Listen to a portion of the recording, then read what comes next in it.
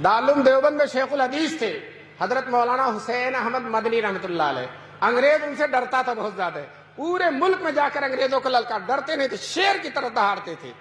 तो अंग्रेजों ने सोचा इनको दारुल देवबंद से निकलवा दिया जाए।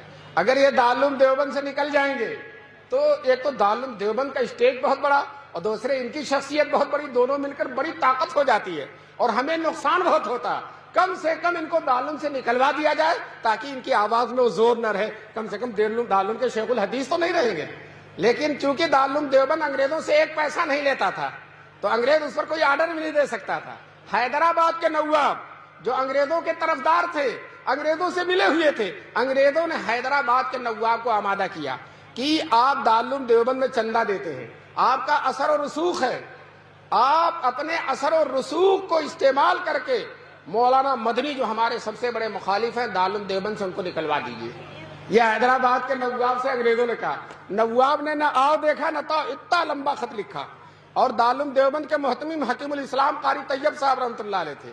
खत ये लिखा, मोहतमीम साहब को मालूम हो कि मौलाना मदनी को मदरसे से निकाल दिया जाए, अगर उनको नहीं निकाला जाएगा तो हम इतनी बड़ी रकम जो चंदे में देते हैं बंद कर देंगे। हजरत कारी तैयब साहब को इन बूढ़ों ने देखा होगा, हकीमुल इस्लाम थे, बड़ी ही लताफत की बातें उनकी जबान से निकलती थी। चुनांचे हजरत ने जवाब दिया, अंग्रेजों को मालूम हो, नवाब हैदराबाद को मालूम हो कि मौलाना मदनी का मदरसे में रहना अंग्रेजों के लिए बहुत मुफीद है। क्यों? हम उनको हफ्ते में 6 दिन छुट्टी नहीं देते, बुखारी और तिरमिजी पढ़वाते हैं, जुमे के एक दिन छुट्टी के मिलते हैं, मुल्क में कहीं जाकर अंग्रेजों को ललकारते हैं।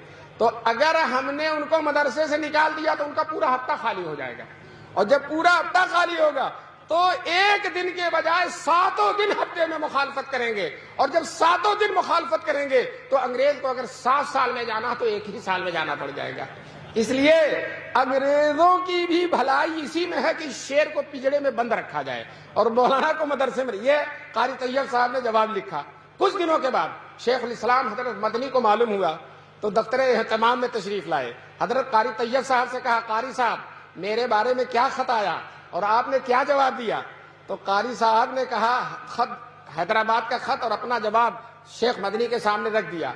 हजरत मदनी ने संजीदगी से वक़ार और तमकनत से मुताला करके कहा, मोहतमीम साहब दूसरा खत लिखिए और ये लिखिए कि नवाब साहब आपने धमकी दी है कि आइंदा चंदा बंद कर देंगे।